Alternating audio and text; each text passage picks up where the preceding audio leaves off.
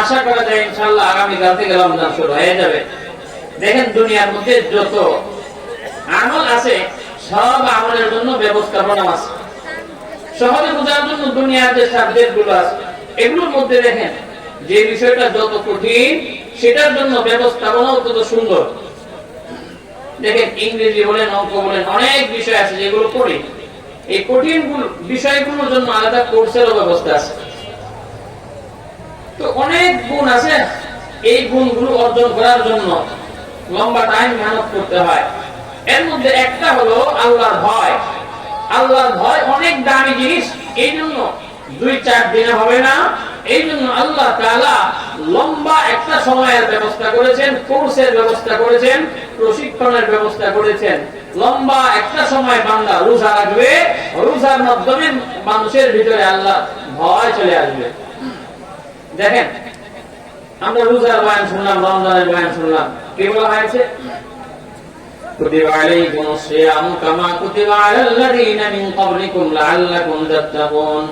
আল্লাহ তাআলা বলেন রোজা তোমাদের জন্য ফরজ করা হয়েছে কামা কুতিবা আলাল লাযীনা মিন ক্বাবলিকুম লাআল্লাকুম তাত্তাকুন, যেমন ভাবে পূর্ববর্তী উম্মত এবং নবীদের উপর রোজা ফরজ করা হয়েছে। কেন ফরজ করেছেন আল্লাহ তাআলা নিজেই কারণ বলে দেন, লাআল্লাকুম তাত্তাকুন, যাতে তোমরা আল্লাহর ভয় অর্জন করতে পারো, যাতে তোমাদের ভিতরে আল্লাহর ভয় চলে আসে। তাহলে আয়াত থেকে পরিষ্কার বুঝলাম রোজা রাখবো কি জন্য? আল্লাহর ভয় যাতে করে ভিতরে চলে আসে। বন্ধু আল্লাহর ভয় যদি 1 মাস মেহনত করে ভিতরে আসে, বাকি 11 মাস আমার জীবনটা সুন্দর হয়ে যাবে, দুনিয়ার জীবন সুন্দর হবে, পরকালের জীবন সুন্দর হয়ে যাবে। তো আল্লাহর ভয় এটা এত দামি জিনিস, এই জন্য লম্বা একটা সময় মেহনত করে কষ্ট করে আল্লাহর ভয় অর্জন করতে হয়। 2-4 দিনে হয় না, লম্বা সময় রোজা রাখলে আল্লাহর ভয় আসে। দেখেন রোজার সময়, রমজানের সময় আল্লাহর ভয় কেমন আছে। মানুষ যখন রোজা রাখে, রমজানের রোজা রাখে, দিনের বেলা পিপাসা, অনেক পিপাসা লাগে, অনেক পিপাসা তো হয়ে যায়, ঘরের মধ্যে দরজা বন্ধ করে ফ্রিজের মধ্যে পানি আছে, সব ব্যবস্থাপনা আছে, খাবারের ব্যবস্থাপনা আছে, সব ব্যবস্থাপনা আছে, কিন্তু এরপরেও খায় না। বলেন তো কার ভয়ে? আরেকটু যদি বলেন কার ভয়ে? আল্লাহর ভয় খায় না।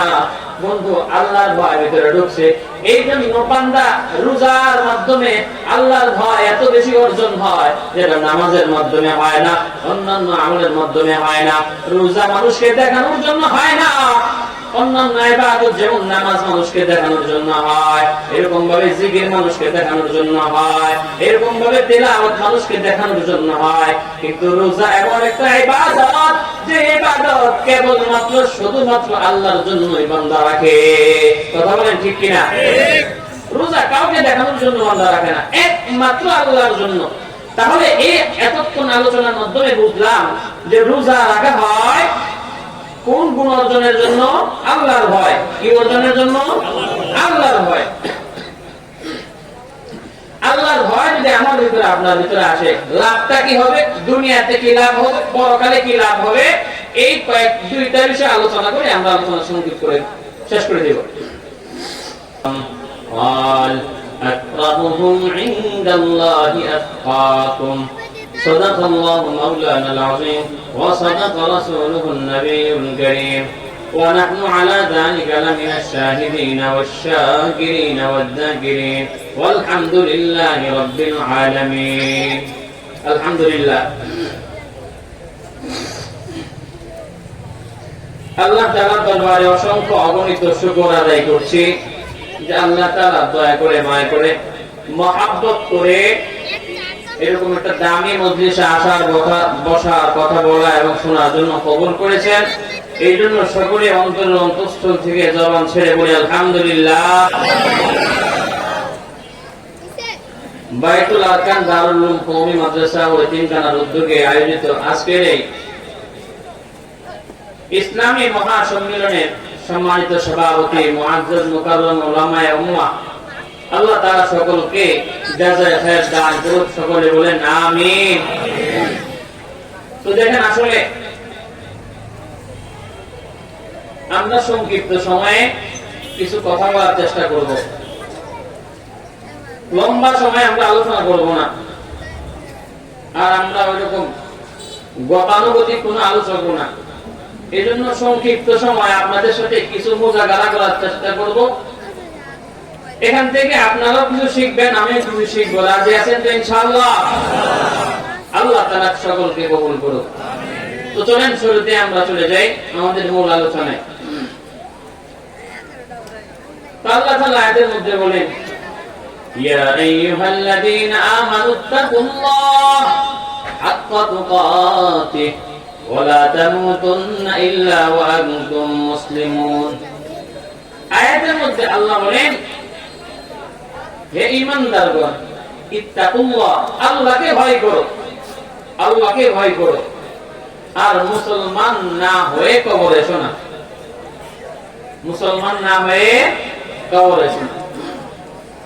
আল্লাহ তাআলা এই আয়াতের মধ্যে কয়েকটা জিনিস বুঝাইছেন। আমি এখান থেকে যে জিনিসটা আলোচনা করব, যে বিষয়টা, সেটা হলো তাকওয়া বা আল্লাহর ভয়।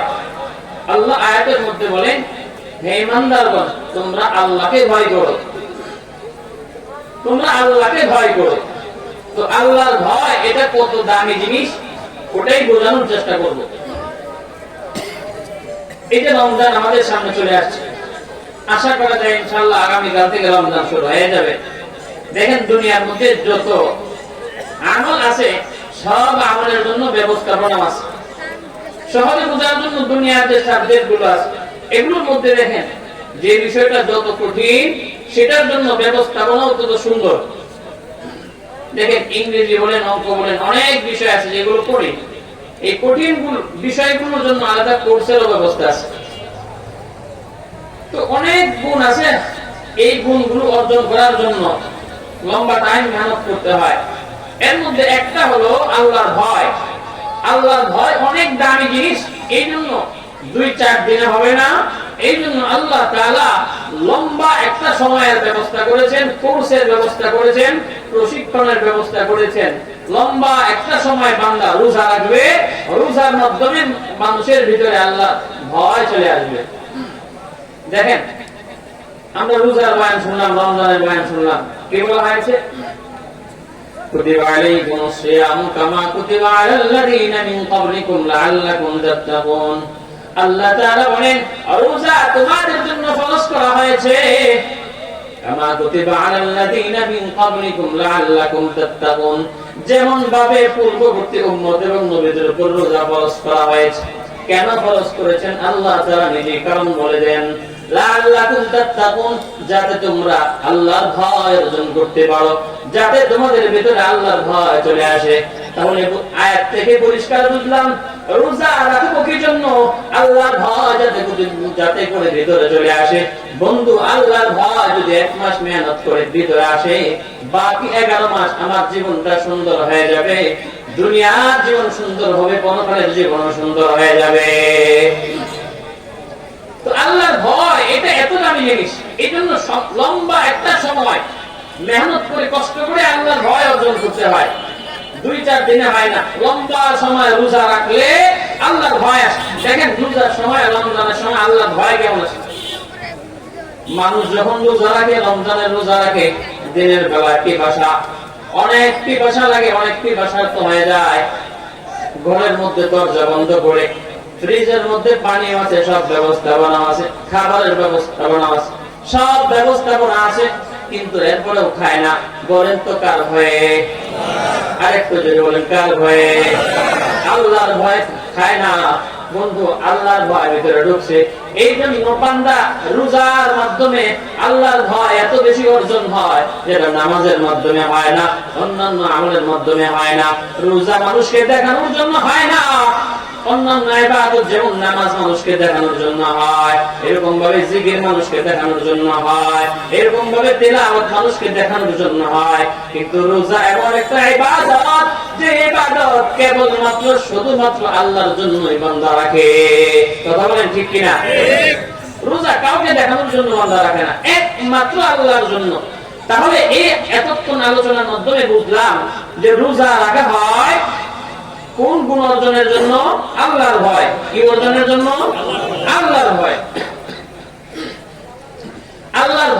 আমার ভিতরে আপনার ভিতরে আসে, লাভটা কি হবে, দুনিয়াতে কি লাভ হবে, পরকালে কি লাভ হবে, এই দুইটা বিষয় আলোচনা করে আমরা আলোচনা সংক্ষিপ্ত করে শেষ করে দেব। শুরুতে আসেন, আল্লাহর ভয় যদি আমার ভিতরে আসে কি লাভ হবে? এক নাম্বার লাভ, আল্লাহ তাআলা আমার যাবতীয় সব সমস্যা, সকল সমস্যা আল্লাহ সমাধানের পথ বের করে দেবেন। বলেন না সুবহানাল্লাহ। এক নাম্বার আল্লাহ ভয় যদি ভিতরে আসে, এক নাম্বার লাভ, আল্লাহ আমার যাবতীয় সমস্যা সমাধান করে দিবেন। আল্লাহ তাআলা কোরআনে বলেন, ওয়া মান ইয়াত্তাকিল্লাহা ইয়াজআল লাহু মাখরাজা, যে বান্দা আল্লাহকে ভয় করে, যে বান্দা আল্লাহকে ভয় করে, ঘরেও ভয় করে, বাহিরেও ভয় করে, দোকানেও ভয় করে, রাস্তায় ভয় করে, সর্বদা সব জায়গায় আল্লাহকে ভয় করে, এমন বান্দার জন্য বিশেষ একটা পুরস্কার হইল, বান্দার যত সমস্যা আছে সব সমস্যা আল্লাহ তাআলা কুদরতি ভাবে ব্যবস্থা করে সহজ করে দেন। এত আস্তে সুবহানাল্লাহ বললেন। দুনিয়ার সব কাজ সহজ হওয়ার জন্য বলেন তো বিভিন্ন জায়গায় দৌড়াই আমরা, দুনিয়ার কাজ সহজ করার জন্য, সহজ হওয়ার জন্য বিভিন্ন জায়গায় দৌড়াই, কিন্তু আল্লাহ বলেন বান্দা আমারে ভয় করো, আমি আল্লাহ তোমার সব সহজ করবো, তোমার চাকরিও সহজ করবো, তোমার ব্যবসাও সহজ করবো, তোমার দুনিয়াবি মুসিবত সব কিছু আমি আল্লাহ সহজ করবো। বলেন না সুবহানাল্লাহ। এজন্য আল্লাহর ভয় যদি ভিতরে আসে, এক নম্বর লাভ কি হবে? আল্লাহ তাআলা যাবতীয় সমস্যা সমাধান করে দিবেন। দুই নম্বর, আল্লাহর ভয় যদি ভিতরে আসে, দুই নম্বর লাভটা কি হবে? আল্লাহ তাআলা আমাকে আপনাকে রিজিকের ব্যবস্থা করে দিবেন। সুবহানাল্লাহ। আচ্ছা বলেন তো, আমরা যে এত উপার্জন করতেছি, ব্যবসা বাণিজ্য যত পেশা, এই সব পেশার উদ্দেশ্য কয়টা? একটা, রিজিক। রিজিক আমার টাকা পয়সা, আমার ধন সম্পদ কেমনে বাড়বে, রিজিক কেমনে বাড়বে, এটাই তো উদ্দেশ্য, নাকি অন্য কোন উদ্দেশ্য আছে? শুধু টাকা পয়সা, রিজিক কেমনে বাড়ে, কিভাবে বাড়বে, এই জন্য আল্লাহ বলেন ওয়ারযুকহু মিন হাইথু লা ইয়াহতাসিব, বান্দা আমি আল্লাহকে ভয় করো, আমি আল্লাহকে ভয় করো, আমি আল্লাহকে যদি ভয় করতে পারো, আমি এমন জায়গা থেকে রিজিকের ব্যবস্থা করব যা কোনোদিন তুমি কল্পনাও করো নাই। এমন জায়গা থেকে রিজিকের ব্যবস্থা করব যেটা কোনোদিন কল্পনাও করো নাই। তাহলে আল্লাহকে ভয় যদি করি, তার দুই নম্বর পুরস্কার হলো আল্লাহ তাআলা অকল্পনীয় জায়গা থেকে রিজিকের ব্যবস্থা করবেন। আল্লাহকে ভয় করলে তিন নম্বর পুরস্কার হলো রিজিক তো আল্লাহ আমাকে দিলেন, আল্লাহর ভয় অর্জন করলাম, রিজিক তো আমাকে দিলেন, সাথে সাথে আল্লাহ তাআলা এটা বলেন যে বান্দা রিজিক তোমাকে দিলাম, সাথে সাথে রিজিকের মধ্যে বরকতও দিব। বলেন না সুবহানাল্লাহ। বলেন তো, রিজিক যদি থাকে আর বরকত না হয়, কোটি কোটি টাকা আমার থাকলেও এই টাকা কিছু আসে যায়? নিমিষে শেষ হয়ে যাবে। এই জন্য দরকার, বরকতের দরকার। আমার আপনার কাছে অনেক মানুষ দেখবেন টাকার অভাব নাই, লক্ষ লক্ষ কোটি কোটি টাকা ইনকাম হয় মাসে, এত পরিমাণ টাকা উপার্জন হয় যা নিজেও গুনতে পারে না, নিজেও হিসাব করতে পারে না, কিন্তু মাসে যে টাকা থাকে না। বান্দার অনেক সময় লক্ষ টাকা ইনকাম, কিন্তু পরিবারের চিকিৎসায় ব্যয় হয় ৮০,০০০ টাকা, অন্যান্য খরচ ব্যয় হয় আরো বেশি। এরকম খরচ হইতে হইতে ব্যয় হইতে হইতে লাখেও কাম হয় না, ১,০০,০০০ টাকাও বান্দা চলতে পারে না। বলেন তো কোন জিনিসের অভাব? বলেন না কোন জিনিসের অভাব? বরকত যদি বান্দার জীবনে না আসে, বান্দা যত উপার্জন করুক না কেন, বান্দা জীবনে যত উপার্জন করুক না কেন, বান্দা কোনদিন সফল হইতে পারবে না। এই জন্য আমার আপনার জীবনে কোন জিনিসের দরকার? একটু আওয়াজ দিয়ে বলেন কোন জিনিসের দরকার? আরেকটু আওয়াজ দিয়ে বলেন কোন জিনিসের দরকার? বরকত যদি হয়, আপনার ইনকাম যদি মাসে ২০,০০০ থাকে, দেখবেন সংসার সুন্দর চলতেছে, কোনো টেনশন হয় না। এই জন্য সাথে সাথে বরকতের দরকার। আল্লাহ কয় আমি আল্লাহ বরকত দিব। আল্লাহ তাআলা কোরআনে বলেন ওয়ালাউ আন্না আহলাল কুরা আমানু ওয়াত্তাকাউ লাফাতাহনা আলাইহিম বারাকাতিন মিনাস সামাই ওয়াল আরদ। আল্লাহ বলেন জমিনবাসী, গ্রামবাসী, জমিনবাসী যদি আল্লাহর উপর ঈমান আনতো, আল্লাহকে ভয় করতো, আল্লাহ বলেন লাফাতাহনা আলাইহিম বারাকাতিন মিনাস সামাই ওয়াল আরদ, আসমান জমিনের বরকতের যত দরজা আছে আমি আল্লাহ সব দরজা খুলে দিতাম। আল্লাহকে ভয় করলে আল্লাহ বরকতের সব দরজা করে দিতেন। এজন্য আল্লাহকে ভয় করার দরকার আছে না নাই? আরেকটু আওয়াজ দেবেন, আছে না নাই? সবচেয়ে বেশি দরকার। আল্লাহর ভয় যার ভিতরে আসবে ওই বান্দাটা দুনিয়াতে সবচেয়ে দামি। তো যাক, 3 নাম্বার। 4 নাম্বার পুরস্কার, আল্লাহকে যদি কেউ ভয় করে 4 নাম্বার পুরস্কার যেটা, সেটা হলো আল্লাহ তাআলা সম্মান বাড়ায় দিবেন। কি বাড়ায় দিবেন? সম্মান বাড়ায় দিবেন। বলেন আমরা টাকা পয়সা এত কিছু অর্জন করি, এত কিছু উপার্জন করি, এই সব কিছুর মাকসাদ কি? সম্মান। মাকসাদ কি? সম্মান, মর্যাদা। বলেন তো আপনার এলাকার এমপি কি জন্য হয়? সম্মান পাওয়ার জন্য। নেতা কি জন্য হয়? সম্মান পাওয়ার জন্য। এমপি কি জন্য হয়? সম্মান পাওয়ার জন্য। মুফতি কি জন্য হয়? সম্মান পাওয়ার জন্য। দুনিয়ার যত পদ আছে, পদবি আছে, ডিগ্রি আছে, সব মানুষ অর্জন করে কেবলমাত্র শুধুমাত্র সম্মানের জন্য। আল্লাহ বলেন বান্দা তুমি সম্মান খুঁজতেছো মেম্বারের মধ্যে, চেয়ারম্যানের মধ্যে, নেতাগিরির মধ্যে, এরকম ব্যবসায়ী হওয়ার মধ্যে, টাকার মধ্যে। না না না, আমি আল্লাহ সম্মান টাকার মধ্যে রাখি নাই। আমি আল্লাহ সম্মান তোমার ব্যবসার মধ্যে রাখি নাই। আমি আল্লাহ সম্মান তোমার ধন সম্পদের মধ্যে রাখি নাই। আমি আল্লাহ তোমার সম্পদ এরকম ক্ষমতার মধ্যে, শক্তির মধ্যে রাখি নাই। আমি আল্লাহর কাছে সম্মানী এবং মর্যাদাবান ওই ব্যক্তি যার ভিতরে আল্লাহর ভয়, আমার ভয় সবচেয়ে বেশি। আল্লাহ তাআলা বলেন ইয়া আইয়ুহান নাস ইন্না খালাকনাকুম মিন যাকারিন ওয়া উনসা ওয়া জাআলনাকুম শুউবান ওয়া ক্বাবাইলা লিতাআরাফু ইন্না আকরামাকুম ইনদাল্লাহি আতকাকুম। আল্লাহ বলেন দুনিয়ার মধ্যে সবচেয়ে সম্মানী ওই ব্যক্তি যে বান্দা আমি আল্লাহকে সবচেয়ে বেশি ভয় করে। আয়াত থেকে পরিষ্কার বুঝলাম আল্লাহকে যে বান্দা বেশি ভয় করে সে সম্মানী, সে সবচেয়ে মর্যাদাবান। আয়াত থেকে পরিষ্কার হয়ে গেল আল্লাহ তাআলার পক্ষ থেকে সম্মান পাওয়ার জন্য কি টাকার দরকার আছে কিনা? একটু আওয়াজ দিয়ে বলেন টাকা দরকার আছে কিনা? টাকার দরকার নাই, এরকম ভাবে ক্ষমতার দরকার নাই। আল্লাহ বলেন তুমি ফকির হও, দরিদ্র হও, তুমি যে কোনো সেক্টরের হও, যত নিম্নমানের পেশা তোমার থাক না কেন, তোমার মধ্যে যদি আমি আল্লাহর ভয় থাকে তোমাকে আমি দুনিয়াতেও সম্মানী করবো, পরকালেও সবচেয়ে সম্মানী বানায় দেব।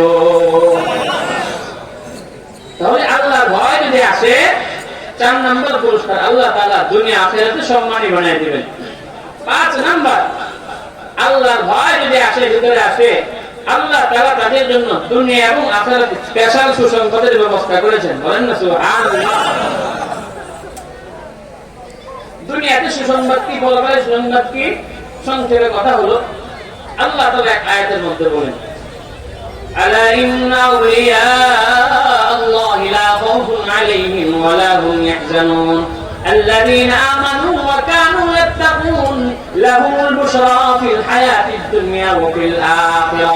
আল্লাহ বলেন আল্লাহর বন্ধু যারা হবে তাদের কোনো ভয় নাই, কোনো টেনশন নাই, কোনো চিন্তা নাই। আল্লাহর বন্ধু কারা? আল্লাহ নিজেই পরিচয় দেন, যারা আল্লাহর উপরে ঈমান আনে এবং আল্লাহকে যারা ভয় করে।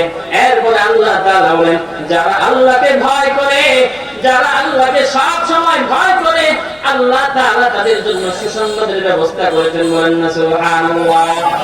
লাহুমুল বুশরা ফিল হায়াতিদ দুনিয়া ওয়া ফিল আখিরাহ, দুনিয়াতেও তাদের জন্য সুসংবাদ, পরকালেও তাদের জন্য সুসংবাদ। দুনিয়ার সুসংবাদটা অন্য আয়াতে পরিষ্কার আল্লাহ বলেন ইন্নাল লাযীনা ক্বালু রাব্বুনা আল্লাহু সুম্মা ইসতাকামু তাতানাজ্জালু আলাইহিমুল মালাঈকাতু আল্লা তাখাফু ওয়া লা তাহজানু ওয়া আবশিরু বিল জান্নাতিল্লাতী কুনতুম তুআদুন। আল্লাহ বলেন যারা ঈমানদার, যারা ঈমানের উপর অটল থাকবে, মৃত্যুর সময় আল্লাহ তাআলা শত শত ফেরেশতা তাদের কাছে পাঠাইবেন। যারা ঈমানের উপরে অটল থাকবে, এরকম বান্দার জন্য মৃত্যুর সময় যখন হয়ে যাবে ওই বান্দার কাছে একটা দুইটা নয়, শত শত ফেরেশতা আসবে। ফেরেশতারা এসে বলবে আল্লাহ বান্দা কোনো চিন্তা, কোনো টেনশন নাই, কোনো চিন্তা নাই, আল্লাহ তাখাফু ওয়া লা তাহজানু, কোনো ভয় নাই, কোনো চিন্তা নাই। মালাকুল মাউত আসবে, ফেরেশতারা দলে দলে আসবে, ফুল নিয়ে আসবে, এরকম ভাবে ফুল নিয়ে আসবে, এরকম সুগন্ধি নিয়ে আসবে। বান্দার সামনে এরকম ভাবে ফুল আর সুগন্ধি ধরবে, বান্দা এক ঘ্রাণে মুগ্ধ হয়ে যাবে। এর ভিতর দিয়ে আজরাইল জান কবজ করে নেবে, বান্দা কোনো সময় টের পাবে না। এই যে সুসংবাদ দেবে সামনে, ওয়া আবশিরু বিল জান্নাহ, ফেরেশতারা বলবে আল্লাহ বান্দা আল্লাহর পক্ষ থেকে সুসংবাদ গ্রহণ করো, জান্নাতের সুসংবাদ গ্রহণ করো। তোমার জানটা কবজ হইতে দেরি হবে, তোমার রূহটা বের হইতে দেরি হবে, আল্লাহ জান্নাতে যাইতে দেরি হবে না। তাহলে দুনিয়াতে সুসংবাদ। এই যে 5 নাম্বার পুরস্কার। 6 নাম্বার পুরস্কার, বলেন তো দুনিয়াতে আমরা সব কিছু করি, যত আমল, নামাজ, রোজা, হজ, যাকাত, এত আমল করি, এই সব কিছুর মাকসাদ হলো আল্লাহর ভালোবাসা পাওয়া। কি পাওয়া? আল্লাহর ভালোবাসা পাওয়া। একটা বন্ধকেও যদি আপনি জিজ্ঞেস করেন, ভাই তুমি তো ল্যাংটা মানুষ, তোমার তো শরীরে কাপড় নাই, এভাবে গান গাইতেছে কেন ল্যাংটা হয়ে? বলবে আল্লাহর ভালোবাসে। কি বলে? অনেকে বলে কি জন্য? আল্লাহর ভালোবাসে। তো দুনিয়াতে মানুষ অনেক কাজ করে আল্লাহর ভালোবাসা পাওয়ার জন্য। আল্লাহ বলেন না না না, ভালোবাসা কোথায় পাইবা? ভালোবাসা পাওয়ার জন্য তোমার ভিতরে আমি আল্লাহর ভয় ঢুকাও। তোমার ভিতরে যদি আমি আল্লাহর ভয় ঢুকাইতে পারো, তাহলে আমি আল্লাহ তোমাকে ভালোবেসে আমার প্রিয় পাত্র বানায় নেব। আল্লাহ বলেন বালা মান আওফা বিআহদি ওয়াত্তাকা ফাইন্নাল্লাহা ইউহিব্বুল মুত্তাকিন। আল্লাহ বলেন দুনিয়াতে যারা আল্লাহকে ভয় করে, যারা আল্লাহকে সব সময় ভয় করে, আল্লাহ তাদেরকে সবচেয়ে বেশি পছন্দ করেন, মহব্বত করেন। বলেন না আল্লাহু আকবার। আল্লাহ তাআলা মহব্বত যদি পেতে চাও, আল্লাহর ভয় ভিতরে ঢুকাইতে হবে। আল্লাহর ভয় যদি ভিতরে ঢুকে, আল্লাহ তাআলা তোমাকে আমাকে দুনিয়াতেও মহব্বতের পাত্র বানাবেন। এমনকি কিয়ামতের কঠিন ময়দানেও আল্লাহ তাআলা তোমার জন্য আমার জন্য সাহায্যকারী হয়ে যাবেন। এজন্য আল্লাহর ভয় দামি জিনিস। তো দুনিয়াতে আল্লাহর ভয় যদি আমার ভিতরে আসে, লাভ হবে কয়টা? 6টা। কয়টা? 6টা। অনেক লাভ আছে, এর মধ্যে দুনিয়াতে লাভ 6টা বললাম। 1 নাম্বার, আল্লাহ তাআলা আমার সকল কাজ সহজ করবেন। 2 নাম্বার, আল্লাহ তাআলা আমার রিজিকের ব্যবস্থা করবেন। 3 নাম্বার, আল্লাহ তাআলা রিজিকের মধ্যে বরকত দান করবেন। 4 নাম্বার, আল্লাহ তাআলা দুনিয়াতে আমাকে সম্মানী বানায় দিবেন, পরকালেও সম্মানী বানায় দিবেন। 6 নাম্বার, আল্লাহ তাআলা ভালোবাসার প্রিয় পাত্র বানায় দিবেন। বলেন না আল্লাহু আকবার। কারা কারা এই 6 গুণ অর্জন করতে চান? কারা কারা এই 6টা পুরস্কার পাইতে চান? আল্লাহ তাআলা সকলকে কবুল করুন। সকলে বলেন আমিন। এই হলো 6টা পুরস্কার দুনিয়াতে। পরকালে অনেকগুলো পুরস্কার আছে, আমি 2টা পুরস্কারের কথা আলোচনা করছি।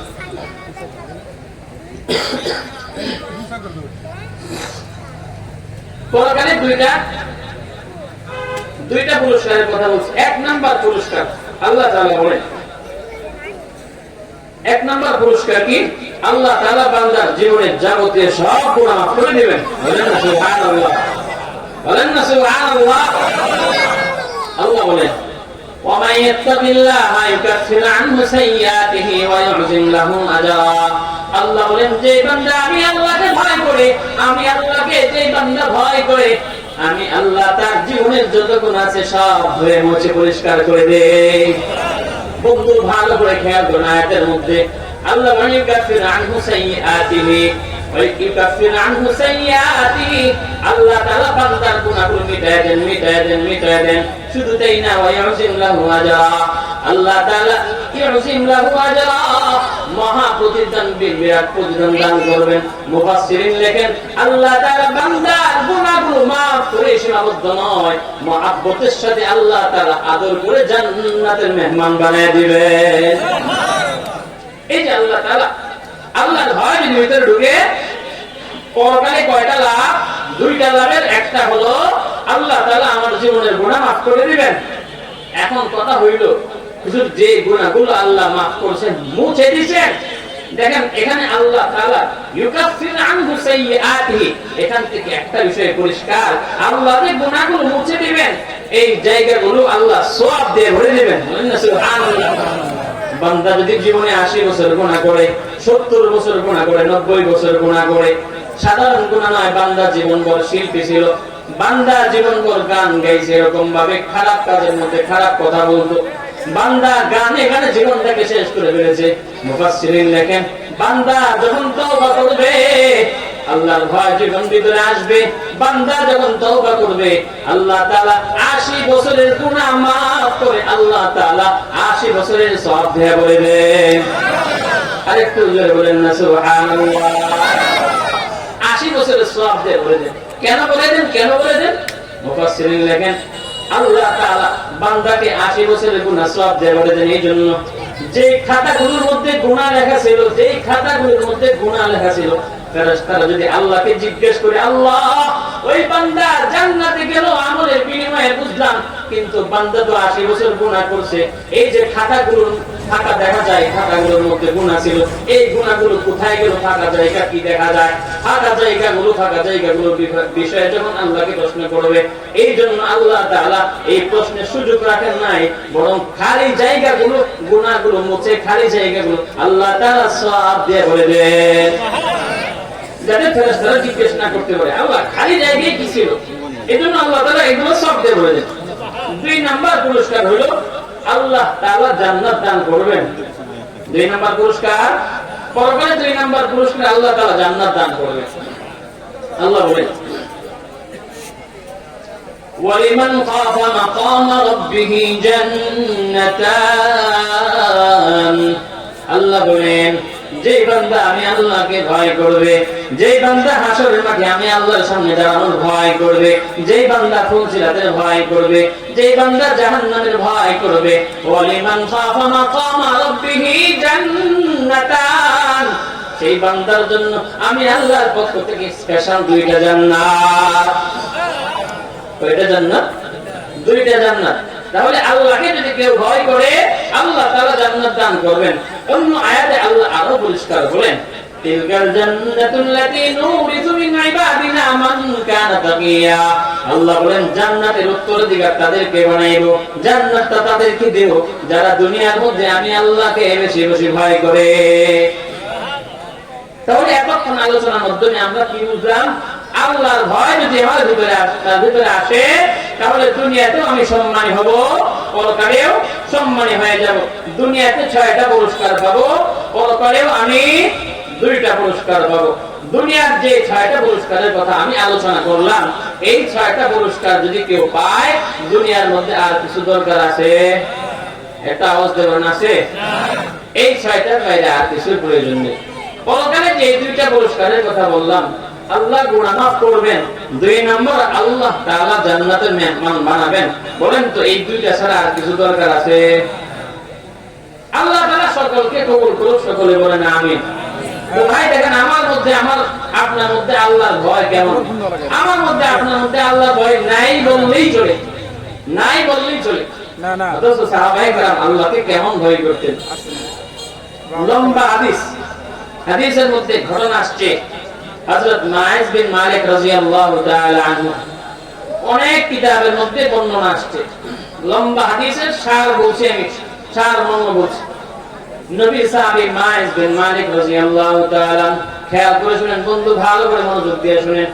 আমার ভিতরে আপনার ভিতরে আল্লাহর ভয় নাই, কিন্তু সাহাবাদের ভিতরে আল্লাহর ভয় কেমন ছিল? গুনাহ হয়ে গেছে, পেরেশান হয়ে গেছে, নবীর দরবারে রওনা হয়ে গেছে। ইয়া রাসূলুল্লাহ, ইয়া হাবিবাল্লাহ, আমাকে পবিত্র করে দেন। ইয়া রাসূলুল্লাহ, ইয়া হাবিবাল্লাহ, আমাকে পবিত্র করেন। হযরত মাইজ বিন মালিক রাদিয়াল্লাহু তাআলা নবীর সাধারণ সাহাবী নয়, বড় সাহাবী, অনেক বড় সাহাবী। এত বড় সাহাবী, সম্মানিত সাহাবী, একটা ভুল হয়ে গেছে। নবীর দরবারে গিয়ে বলেন, ইয়া রাসূলুল্লাহ, ইয়া হাবিবাল্লাহ, তাহহিরনি, আমাকে পবিত্র করুন। মাইজ বিন মালিক যখন বললেন, ইয়া রাসূলুল্লাহ, আমাকে পবিত্র করে দিন, নবী বললেন, ওয়াইহাক, যাও বাড়ি যাও, ওয়াইহাক, তোমার দুর্ভাগ্য, তুমি বাড়ি চলে যাও, গিয়ে আল্লাহর কাছে ক্ষমা চাও। আল্লাহর কাছে ক্ষমা চাইনি, আল্লাহ তোমার জীবনের গুনাহ মাফ করবেন। মাইজ বিন মালিক রাদিয়াল্লাহু তাআলা চলে গেলেন। কিছু দূর যাওয়ার পরে মনটা মানে না, বারবার মনটা বাধা দেয়, গুনাহ তো করে ফেললাম, বারবার যাই, সামনে যায় আবার আসে, সামনে যায় আবার আসে। এরকম ভাবে আবার বলল, ইয়া রাসূলুল্লাহ, তাহহিরনি, আমাকে পবিত্র করে দিন। বন্ধু মনোযোগ দিয়ে ঘটনাটা শুনবেন, আমার বানানো কথা নয়, হাদিস থেকে বলছি। মাইজ বিন মালিক দ্বিতীয়বারের মতো আবার বলল, ইয়া রাসূলুল্লাহ, আমাকে পবিত্র করেন। নবী বললেন, যাও বাড়ি যাও, আল্লাহ তাআলার কাছে ক্ষমা চাও, আল্লাহ তোমার জীবনের গুনাহ মাফ করবেন।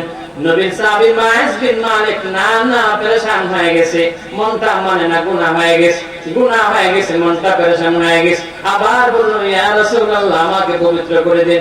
3 বার যখন বলল, ইয়া রাসূলুল্লাহ, আমাকে পবিত্র করে দেন, তখন নবী জিজ্ঞেস করলেন, হে আমার সাহাবারা, আমার মাইজ কি পাগল হয়ে গেছে? সাহাবা একরাম জবাব দিলেন, না মাইজ পাগল হয় নাই।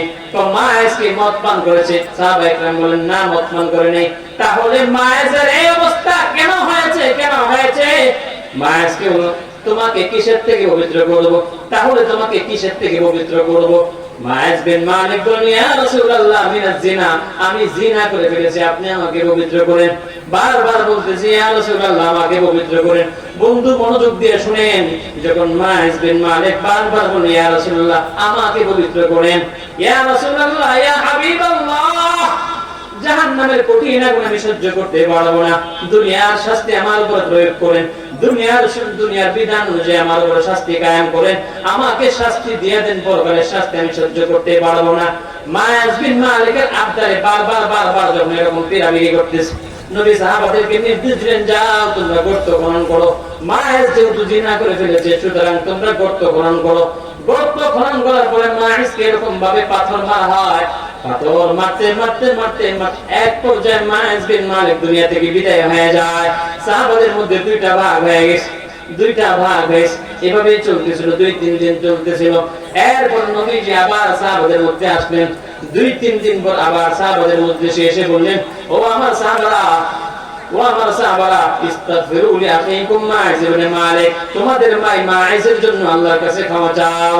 মাইজ তাওবাতান, আমার সাহাবী মাইজ এমন তওবা করেছে, এমন ভাবে আল্লাহর কাছে ক্ষমা চেয়েছে, লা কুসিমাত বাইনা উম্মাতিন, মাইজের তওবা যদি গোটা উম্মতের মধ্যে বণ্টন করে দেওয়া হয়, গোটা উম্মতের গুনাহ মাফের জন্য এক তওবাই যথেষ্ট হয়ে যাবে। এত সুন্দর তওবা। তো এই যে নবীর কাছে বারবার যাওয়া, বলেন তো কোন জিনিসই নিয়ে গেছে? আল্লাহর ভয়। এখন আমার যদি আল্লাহর ভয় ভিতরে আসে, দোকানে থাকলেও কিন্তু সমস্যা নেই, যেখানেই থাকি দুনিয়ার সমস্যা নেই। আমার ভয় যদি আল্লাহর ভয় যদি আমার ভিতরে আসে, আমার দোকান থেকে কোনোদিন ভেজাল বিক্রি হবে না। আমার ভিতরে যদি আল্লাহর ভয় থাকে, আমার মাধ্যমে জুলুম হবে না। আমার ভিতরে যদি আল্লাহর ভয় থাকে, কেউ আমার দ্বারা ঠকবে না। আমার ভিতরে যদি আল্লাহর ভয় থাকে, আমার দ্বারা কেউ কোনোদিন ক্ষতিগ্রস্ত হবে না। আল্লাহর ভয় যদি ভিতরে আসে, বান্দা দুনিয়াতেও দামি হয়ে যাবে, পরকালেও সম্মানিত হয়ে যাবে। এই জন্য এতক্ষণ যে আলোচনা করলাম, কোন বিষয়ে আলোচনা করলাম মনে আছে তো? আল্লাহর ভয়। আল্লাহর ভয় যদি ভিতরে আসে, দুনিয়াতেও সম্মানী, পরকালেও সম্মানী। শুধু তাই না, নবীরা আল্লাহর ভয়ের দাওয়াত দিয়েছে অনেকগুলো আয়াতের মধ্যে আছে। যেমন কোরআনে আল্লাহ তাআলা বলেন, ইন ক্বালা লাহুম আবুহুম নূহুন আলা তাত্তাকুন, আল্লাহ তাআলা এই আয়াতের মাধ্যমে জানায় যে নূহ তার এরকম উম্মতকে, জাতিকে আল্লাহ দাওয়াত দিয়েছেন, আলা তাত্তাকুন, তোমরা আল্লাহকে ভয় করবে না, আল্লাহকে ভয় করো, অর্থাৎ আল্লাহকে ভয় করো। অন্য আয়াতের মধ্যে আরো পরিষ্কার অন্য নবীর কথা আসছে, ইন ক্বালা লাহুম আবুহুম হুদুন আলা তাত্তাকুন, হুদ আলাইহিস সালাম তার জাতিকে দাওয়াত দিয়েছেন, আল্লাহকে ভয় করো, আল্লাহকে ভয় করো। শুধু তাই না, অন্য আয়াতে অন্য নবীর কথা আসছে, ইন ক্বালা লাহুম আখুহুম লূতুন আলা তাত্তাকুন, লূত পয়গম্বর তার জাতিকে আল্লাহর ভয়ের দাওয়াত দিয়েছে, আল্লাহকে ভয় করো, আল্লাহকে ভয় করো। শুধু তাই না, অন্য আয়াতে অন্য নবীর কথা আসছে, ইন ক্বালা লাহুম শুআইবুন আলা তাত্তাকুন, হযরত শুআইব আলাইহিস সালাম তার জাতিকে দাওয়াত দিয়েছেন, আল্লাহকে ভয় করো। দুনিয়াতে যত নবী আসছে, সব নবী দাওয়াত দিয়েছে, আল্লাহকে ভয় করো, আল্লাহকে ভয় করো। আল্লাহর ভয় যদি ভিতরে আসে, দুনিয়াও তোমার সুন্দর হবে, পরকালেও সুন্দর হবে, এমনকি নিরাপদে তুমি জান্নাতের মেহমান হয়ে যাবে। এজন্য নবীরাও দাওয়াত দিয়েছে কোন জিনিসে? আল্লাহর ভয়। এজন্য আমার ভিতরে, আপনার ভিতরে আল্লাহর ভয় আসার দরকার আছে না নাই? আল্লাহর ভয় অর্জন করার দরকার আছে না নাই? এই আল্লাহর ভয় অর্জন করার জন্য লম্বা সময় 1 মাস রমজানে আল্লাহ তাআলা প্রশিক্ষণের ব্যবস্থা করেছেন, কোর্সের ব্যবস্থা করেছেন। এই 1 মাস যদি কেউ সুন্দরভাবে রমজানের রোজা রাখার মাধ্যমে আল্লাহর এই কোর্স, প্রশিক্ষণের ব্যবস্থা, এটা যদি পরিপূর্ণভাবে কেউ গ্রহণ করে, বাস্তবে সে আল্লাহ তাআলা ওলি হয়ে, মুত্তাকি হয়ে, পরিপূর্ণ মুত্তাকি হয়ে যাবে। বলেন না সুবহানাল্লাহ। রমজান মাসে আল্লাহর ভয় যদি ভিতরে আসে, বাকি 11 মাস সুন্দর। এই জন্য রমজান মাস হলো আল্লাহর ভয় অর্জনের মাস। তো ভাই, আপনার ভিতরে আমার ভিতরে কিভাবে আল্লাহর ভয় আসে, এটা হলো কথা। আল্লাহর ভয় আসবে কয়েকটা মাধ্যমে। 1 নাম্বার, দ্বীনি কিতাব বেশি বেশি পড়লে। বলেন কি? দ্বীনি কিতাব বেশি বেশি পড়লে। 2 নাম্বার, আলেমদের সুহবতে থাকলে। 2 নাম্বার, আলেমদের সুহবতে থাকলে। 3 নাম্বার, নীরবে নিভৃতে বেশি বেশি আল্লাহর কাছে কান্না করলে। এই কয়েক তিনটা কাজ যদি করতে পারেন, আল্লাহর ভয় আমার ভিতরে আপনার ভিতরে চলে আসবে। তখন ভাই আপনার আমার পরিবার সংসার সব সুখী হয়ে যাবে, যাবতীয় সব সমস্যা এমনিতেই সমাধান হয়ে যাবে। আল্লাহ তাআলা আমল করার তৌফিক দান করুক। ওয়া আখির দাওয়ানা আলহামদুলিল্লাহি রাব্বিল আলামিন।